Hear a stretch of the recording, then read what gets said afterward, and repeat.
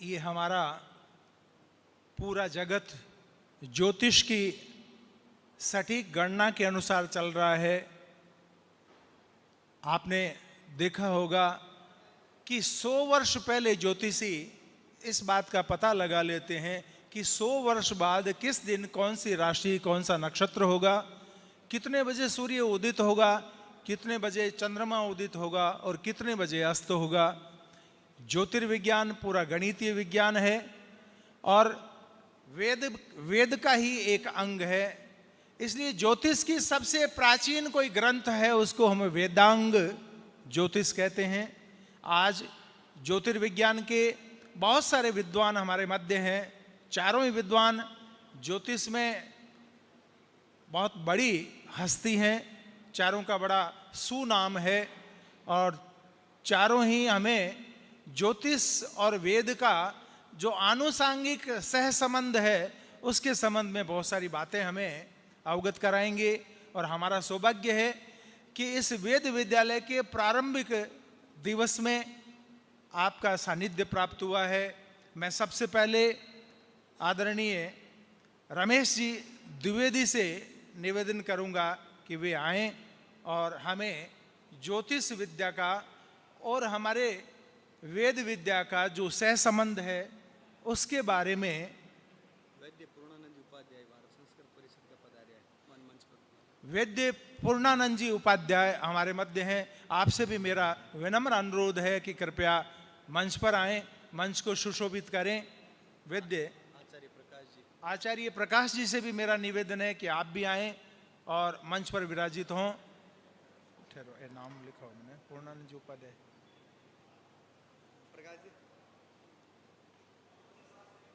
पवन जी शास्त्री भी हैं। प्रकाश जी शर्मा है, धर्मशास्त्र एवं व्याकरणाचार्य। और तीसरा कौन है? पवन जी चोटिया सुधाकर।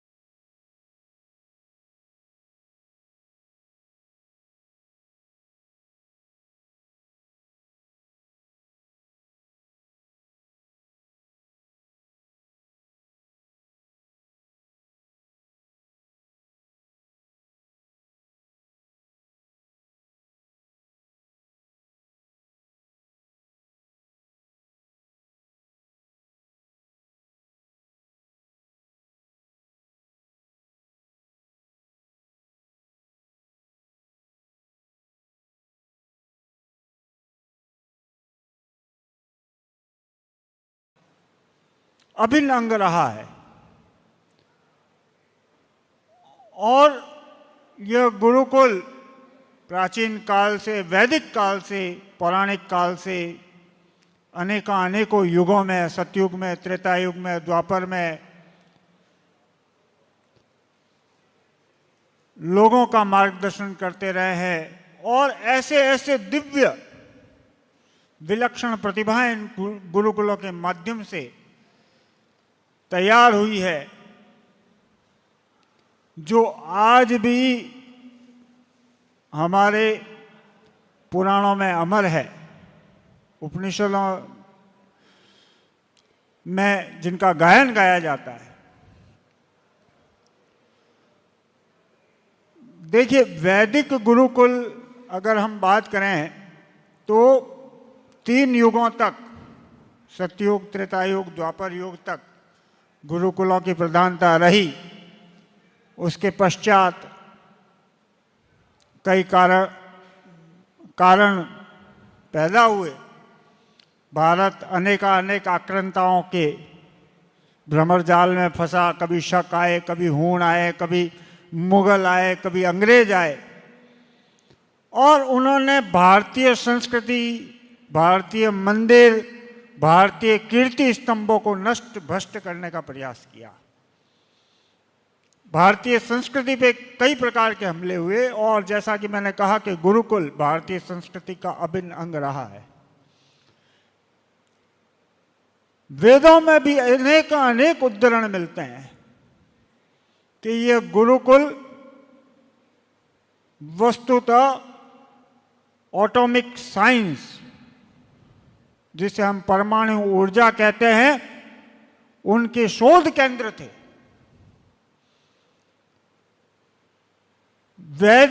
वेदांग की बात करें तो वेद के 6 अंग हैं, आप सभी विद्वान हैं, और 6 अंगों में जो एकमात्र ज्योतिष है वो फलवती विद्या है। बाकी 5 अंगों में किसी प्रकार का फल नहीं है। फल है परंतु पारलौकिक फल है, लौकिक फल नहीं है। ज्योतिष पे भी अनेक प्रकार की विकृतियां पैदा हुई। परम पूज्य शिवेंद्राश्रम जी महाराज ने मुझे आदेश दिया कि तिथियों के भ्रम, 2 दीपावली हम देख रहे हैं, 2 होली देख रहे हैं, 2 अक्षय तृतीया देख रहे हैं, ऐसा क्यों हो रहा है? कहाँ ज्योतिष कलुषित हुआ? तो काल का प्रभाव है, और काल से ज्योतिष भी अछूता नहीं है। कली काल में हम चल रहे हैं, कलयुग का प्रभाव है। 2 दीपावली होना स्वाभाविक है, नहीं तो काल का क्रम टूटेगा, फिर काल का कैसा प्रभाव। और इसके अलावा कई ऐसे कारण भी हैं जिन्हें हम लौकिक कह सकते हैं। जैसे इंटरनेट का दुष्प्रभाव भी हुआ है।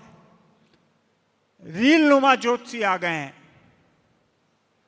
जो ये कह रहे हैं कि इन 6 राशियों की किस्मत मंगल के परिभ्रमण से परिवर्तित हो जाएगी, और मंगल का परिभ्रमण, शनि का परिभ्रमण इन 6 राशि वालों को माला माल कर देगा। हर आदमी अपने जीवन में दुखी है, परेशान है, और वो कहीं ना कहीं इस परेशानी से, इस दुख से मुक्ति का उपाय खोजता है।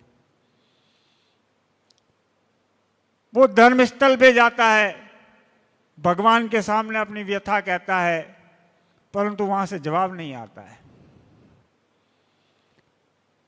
तो उसको लगता है कि कहीं न कहीं ज्योतिष विद्या के माध्यम से जो मेरे कष्ट जीवन में चल रहे हैं, जो मेरे दुख है, जो आर्थिक तंगी है, जो पारिवारिक समस्याएं चल रही है, उनका निराकरण ज्योतिष विद्या के माध्यम से मैं प्राप्त करूं। मैं क्यों कुष्ठों से घिरा हुआ हूं, ऐसी कहाँ चूक हो रही है, श्रम बराबर कर रहा हूं, परंतु परिणाम नहीं मिल रहा है।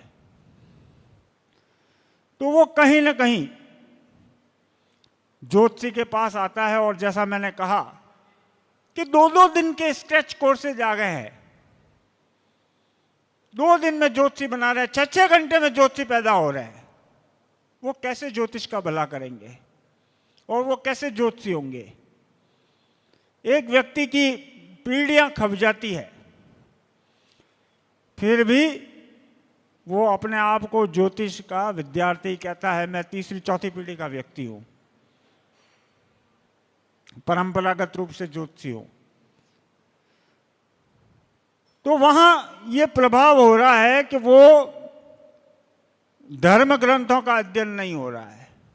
6 घंटे में कैसे धर्म ग्रंथ, कैसे निर्णय सिंधु, कैसे धर्म सिंधु, वो कैसे भविष्यवाणी करेंगे? वो देख रहे हैं कि दीपावली जो है वो सिंह लगन में इस तारीख को हो रही है, और वो फलित कर रहे हैं कि साहब इस तारीख को दीपावली है, परंतु निर्णय सिंधु धर्म सिंधु इस संबंध में क्या आज्ञा देते हैं? व्रत पर्व के निर्धारण में अनेक ग्रंथ हैं। तो यहां यह भी भ्रम हो रहा है। कई भ्रम जो है वो सरकार के माध्यम से भी हो रहे हैं। होली आज है और सरकार छुट्टी कल कर रही है, तो यहां यह भी भ्रम की स्थिति पैदा हो रही है, क्योंकि सरकारी छुट्टी जो है वो व्रत पर्व के निर्धारण से नहीं होती है। जो सरकार की कैलेंडर कमेटी है वो देखती है कि भाई रविवार को होली आ रही है, एक छुट्टी का नुकसान हो जाएगा, तो सोमवार को होली की छुट्टी कर दो। अब सीधी सी बात है कि जब सोमवार को होली की छुट्टी है तो आदमी सोमवार को ही मनाएगा, दूसरे दिन तो उसको काम पे जाना है। तो यहां सरकार की तरफ से भी भ्रम फैलाया जा रहा है।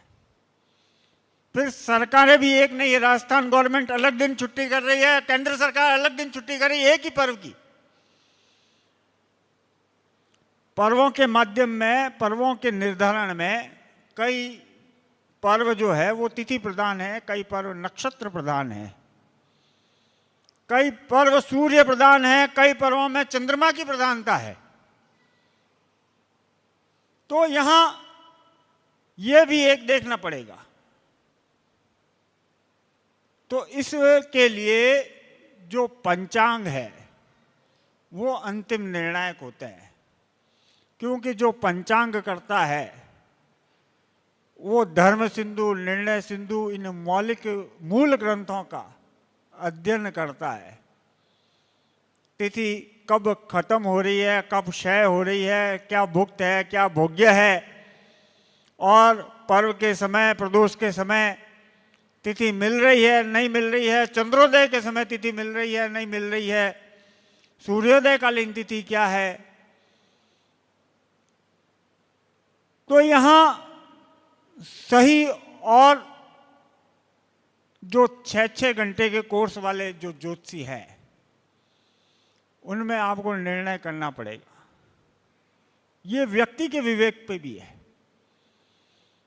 और जैसा कि मैंने कहा कि 80 से 90% पंचांग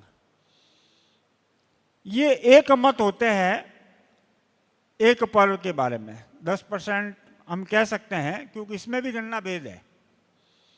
पंचांग के निर्माण में गणना भेद होता है, सूर्य सिद्धांत से अलग गणना होती है, दृश्य पंचांग से, दृश्य गणित से अलग गणना होती है।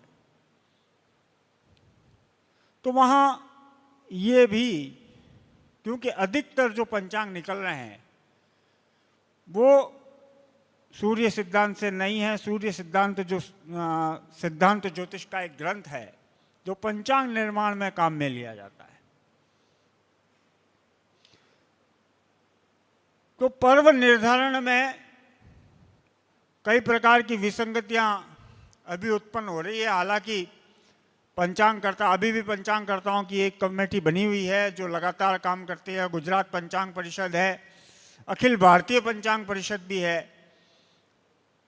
जो विद्वान बैठ के शास्त्रार्थ के माध्यम से, गणना के माध्यम से इसमें एक रूपता लाने के लिए, पर्वों में एक रूपता लाने के लिए प्रयासरत है। अब रही ज्योतिष की बात, तो ज्योतिष में भी जो सिद्धांत ग्रंथ है, जो मूल ग्रंथ हैं, उनका अध्ययन हर एक व्यक्ति के लिए बहुत आवश्यक है। और जो इस गुरुकुल के माध्यम से जो बटुक तैयार हो रहे हैं, निश्चित रूप से वे समाज में ज्योतिष का, वेदों का सही रूप प्रस्तुत करने में अपनी अक्षुण्ण भूमिका निभाएंगे। और जहाँ तक देश और दुनिया क्योंकि मेरी महाराज श्री से भी बात हुई तो उन्होंने कहा कि देश और दुनिया में बड़ी हलचल उथल पुथल मची हुई है। ज्योतिष इस विषय को लेकर क्या कह रहा है? युद्ध की तैयारियां चल रही है, पटाखे छूट रहे हैं, जलवायु परिवर्तन हो रहा है, ओले पड़ रहे हैं। वैशाख में ओले पड़ रहे हैं, वैशाख के मास में ओले पड़ना बहुत बड़ी बात होती है, और जहां राजस्थान जैसे राज्य में ओले पड़ना और भी बड़ी बात है। तो निश्चित रूप से पहले भी इस प्रकार की भविष्यवाणियां हुई है, जिसमें एक कहा गया है कि 2020 के बाद का समय जो है वो अत्यंत घातक है। मैंने भी कई मंचों पे इस बात को कहा था। और 25 से 32 तक, 2025 से 2032 तक हम विश्व युद्ध देखेंगे, इसमें कोई संशय, कोई दो राय नहीं है। जो स्थितियां बनी हुई है विश्व पटल पर, वो स्थितियां दिन प्रतिदिन और घातक होने वाली है, क्योंकि ग्रहों की स्थिति, पहले भी कई भविष्यवक्ताओं ने कहा कि जब चढ़े बीसे पे बीसा क्या करे जगदीशा। जब 2020 के बाद हमने कोरोना भी देखा और लगातार पूरे विश्व पे, मानव सभ्यता पे खतरा मंडरा रहा है, तो निश्चित रूप से ये समय बहुत ही संक्रांति काल चल रहा है। हर व्यक्ति को बहुत ही सावधानी रखने की आवश्यकता है। ज्योतिष के माध्यम से जो बटुक यहाँ से तैयार होंगे, सुबह मैं प्रातःकाल के सत्र में सभी विद्वान वक्ताओं को सुन रहा था। ज्योतिष का अभ्यास, गणना का अभ्यास बहुत आवश्यक है। इसके साथ साथ, क्योंकि जैसा कि मैंने कहा कि ज्योतिष ही एकमात्र वेदांग में, संपूर्ण वेदांग में ज्योतिष ही एकमात्र विद्या है, अंग है जो फलवती विद्या है, जिसका तत्काल फल मिलता है। लौकिक और पारलौकिक दोनों ही प्रकार के फल ज्योतिष में विद्यमान है। आपको लौकिक फल भी तुरंत मिलेगा, और ये एक ऐसी विद्या है जिससे आप सकारात्मक रूप से परेशान व्यक्ति अगर आपके पास आया है तो उसे आप सकारात्मक रूप देते हुए उसके भीतर जो प्रेरणा है उसको जागृत कर सकते हैं, उसको भगवान की तरफ, ईश्वर की तरफ जोड़ सकते हैं। इसीलिए ज्योतिष जो है वो ईश्वरीय उपाय बताता है कि बृहस्पति दूषित है, विष्णु सहस्त्र नाम का पाठ करें, मंगल दूषित है, हनुमान जी की आराधना करें, चंद्रमा दूषित है, शिव आराधना से फल मिलेगा, शुक्र दूषित है, देवी की कृपा प्राप्त करें। तो ये एक ऐसी विद्या है जो सीधे भगवान से जोड़ती है, ईश्वर से जोड़ती है। गणना एक पक्ष है, इसके साथ साथ जो ज्योतिषी है उसका इष्ट भी जागृत होना चाहिए। उसकी माला, उसका तप, उसके तेज से, उसकी भक्ति से उसकी वाणी फलीभूत होती है। बटुक यहाँ से तैयार हो रहे हैं, और निश्चित रूप से अगर व्यक्ति त्रिकाल संध्या करता है, जैसा कि मैंने यहाँ देखा भी है कि बहुत ही योग्य बटुक और सारे बटुक विद्वान हैं, और उनमें एक ललक है भारतीय संस्कृति, भारतीय दर्शन, भारतीय वेद, भारतीय पुराण, उपनिषदों को पढ़ने की ललक है। त्रिकाल संध्या के माध्यम से निश्चित रूप से वे ज्योतिष में भी ऊंचाइयों को स्पर्श करेंगे, और परम पूज्य महाराज श्री आदरणीय जोगिंद्राश्रम जी का बहुत बहुत धन्यवाद। उनके चरणों में अनेक वंदन। शिवेंद्र स्वामी जी महाराज के भी चरणों में अनेक वंदन। उन्होंने मुझे बुलाया, आपसे मुखातिब होने का अवसर मिला। बहुत बहुत आभार, धन्यवाद।